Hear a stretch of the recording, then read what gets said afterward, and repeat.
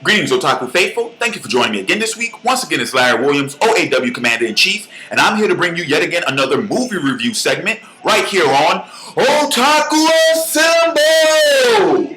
Weekly. Always here to bring you the latest in this week's movie review. Now, once again, I apologize for being late with this review. Number one, I'm a week late since this movie's release. And number two, this video's a little late because it was supposed to be uploaded on Friday, which it's Tuesday. But, schoolwork got in the way, had to knock that shit out. But I finally got around to doing this review. And this week, really looking forward to this review because I'm going to review J.J. Abrams' latest smash hit. I'm calling it a smash hit. It's a smash hit, goddammit. Latest smash hit, Super 8. Now this, ladies and gentlemen, is the type of movie that I'm talking about. Went and saw this in theaters on its opening day, and I was blown away by this film. This film is fan-fucking-tastic, okay? This film is great. This is the type of shit I'm talking about, okay? If you guys have seen my Problems with Hollywood rant, where I addressed, all my issues with Hollywood and all the films that are being released nowadays, this is exactly what I'm talking about, okay? This is an original story that was inspired by This is an original story, an original film inspired by the stories and films of the 70s and 80s alien invasion movies. But look what J.J. Abrams did with it. Look what he took with that idea, and look what he did with it. I loved this film, okay? This was a great film. So let's get into the review, shall we? Okay, like I said, as in all my movie reviews, the first half of this review will be a spoiler-free review. So for you guys and gals who have not seen the film yet, but you want to see it, by all means, first half of this review will be spoiler-free. Second half will be spoilers, so that I can talk about my favorite scenes, my least favorite scenes, what I liked, what I disliked, what would have changed, all that type of jazz. So let's get into this film. Now, just for a brief summary of what this film is about. This film tells the story of a boy named Joe and his group of friends who are making an amateur film. And in the process of making said film, they witness a train crash in their small town of Lillian, Ohio in 1979. I am referencing the Wikipedia page, by the way. Actually, let me see if... this is the full plot on the Wikipedia page. It's not a summary. Okay, so back to the summary. Okay, so yeah, Super 8 tells the story of a young boy named Joe and his friends who are making an amateur film in the fictional small town of Lillian, Ohio in 1979. They witness a giant train crash, and by doing so, in walking through the aftermath of the train crash, they run into an old teacher from their school, and he pretty much gives them a warning. He tells them, hey, don't tell anybody that you were here. Don't tell anybody that you saw a train crash. This is that and the other. They'll come to find you, okay? Like the mystery, right? Apparently, there was something in the train when it crashed that concerned the U.S. military. What happens is their town winds up being infiltrated by the U.S. military, and throughout the course of the film, Joe's dad, who is a deputy for the police department and later on takes the role of sheriff, he's trying to uncover what's going on, trying to uncover the mystery of what was on that train, what is the military looking for, why have they infiltrated, taken over their town, what are they looking for? Meanwhile, Joe and his friends, yes, they are trying to complete their film. But with that said, they're also trying to figure out what the mystery is. But at the same time, they're also dealing with things that are going on in their personal life. For an example, Joe recently lost his mother. And while he's dealing with that, he's also dealing with his relationship with his father. And he's also dealing with the new love relationship that is being built between him and a young girl named Alice. But with that said, there's conflict going on with them because Their parents don't like each other. And Joe winds up getting in a conflict with his best friend over Alice. And all in all, it's a great fucking film. Okay, I know I was kind of all over the place with that summary.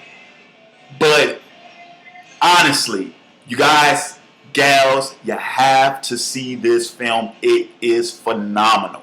Now, hopefully I didn't give too much away. But so now that I gave my little summary, now I'm going to go ahead and give my critique of the film. Personal bias aside, the film, number one, is very well written, which I expect nothing less from J.J. Abrams and producer Steven Spielberg. Number one, the film is very well written. The dialogue in this film is very well done. It's very well done. The story in itself, number one, was well done, because one thing that surprised me about Super 8, now granted, keep in mind, this is the J.J. Abrams film. J.J. Abrams does have a notorious reputation for keeping all of his films and all of his projects shrouded in mystery, okay? Now, I'm not talking about, he doesn't do what Christopher Nolan does. What Christopher Nolan does, Christopher Nolan lets you know what type of movie it is, but you won't get anything. You won't get anything else. J.J. Abrams won't even let you know what type of movie it is. For the longest time, everyone thought that Super 8 was a sequel or a prequel to Cloverfield. And even when Cloverfield came out, people were trying to figure out what the fuck Cloverfield was about, okay? I remember when the Cloverfield trailer first came out, everyone was saying, oh, it's a new Superman movie. So J.J. Abrams is notorious for keeping his projects under lock and key. But with that said, when the first trailer was actually released, I was surprised at the fact that the children were the main characters. And one of the concerns I had was that, okay, if they're making the trailer and they're promoting it as if the children are the centralized characters of this film, please make sure that you deliver on that in the film. You keep the children as the main characters and you have the adults as the support. And that's what they did in this film. And I love it to death. I love this film to death for that. Why? Because I actually enjoy children protagonists and main characters in films, especially in a film of this caliber and of this magnitude, because the situations that occur in this film, by all means, these children aren't ready to do the things that they do in this film, but they do so anyway, and I love that shit, okay? Love it. So like I said, going back to my critique, the writing was well done. The story, the structure, really well done. Like I said, the fact that they used the children as centralized characters was a brilliant fucking idea. The adults, the parents, the children's parents are really strong supports. Especially Joe's father is a really Joe's father. Shit, how did I forget his name that fast? Jackson Lamb, played by Kyle Chandler, he did a really good job in this film. He was such a really good support in this film. Really good. But actually, yeah, I'll save that until I get to the acting. So yeah, the story structure was really well done. The dialogue was spot on. Okay, now let's get into the acting. Like I said, Kyle Chandler did a really good job. The children blew me away in this film. Okay, they really did outdo themselves. Okay, Joel Courtney, who plays Joseph, did a damn good fucking job. Okay, damn good job, and it hurts me so much because that kid, that actor, the way he looks exactly like the main character in one of my mangas, and I'm like, oh, I wish I could get that made into a film right now so I could get him to play my lead, because he just really good job. He did such a phenomenal job. Second, Ali,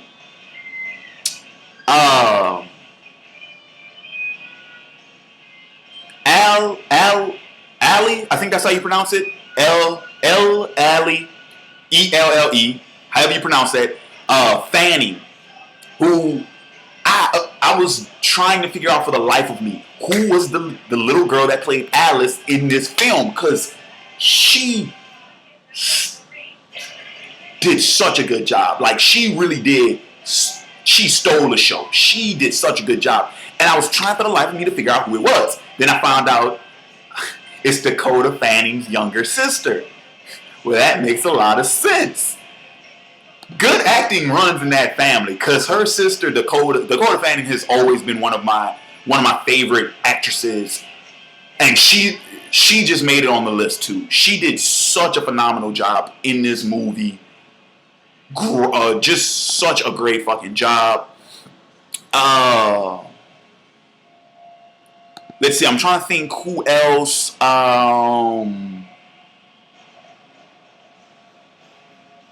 Let's see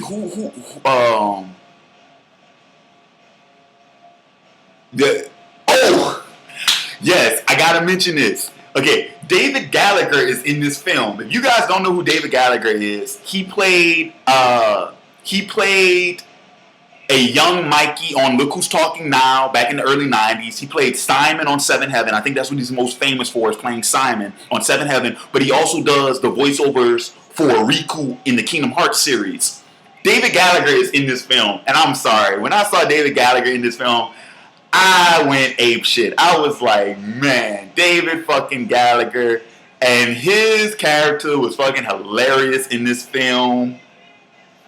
And he was a much well appreciated addition to this film. I've always liked David Gallagher. I've always liked his work, but especially in this role, just his character was fucking hilarious, and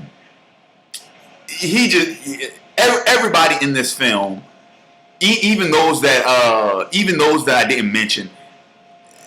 Everybody did a great job in this film, okay? This film had great acting, solid acting from start to finish, okay? Great job. Okay.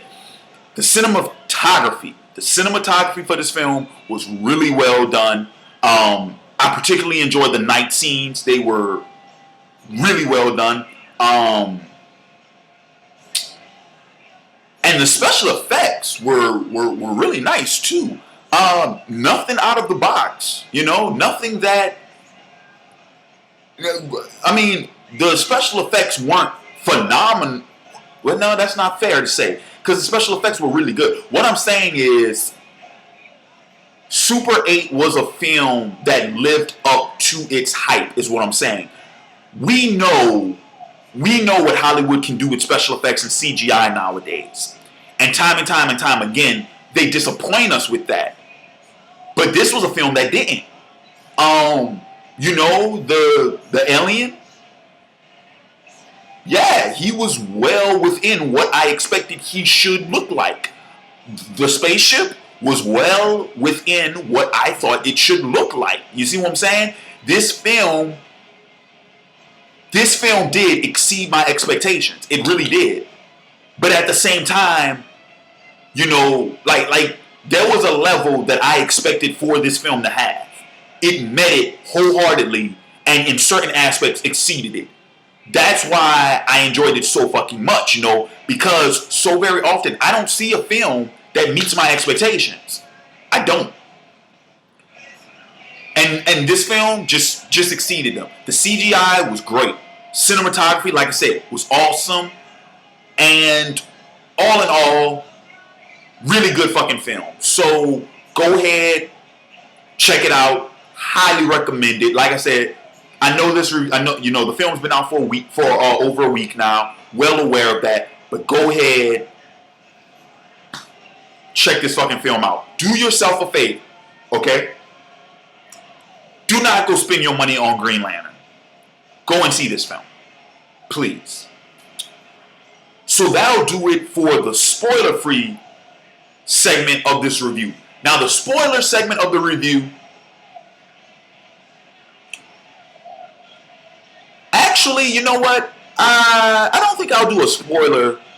I don't think I'll do a spoiler segment, a spoiler half in this review, because I really want you guys to check this out on your own, and I really want you guys to not be spoiled to anything. I want you guys to go in and experience, be immersed in the experience, try and follow this motherfucker,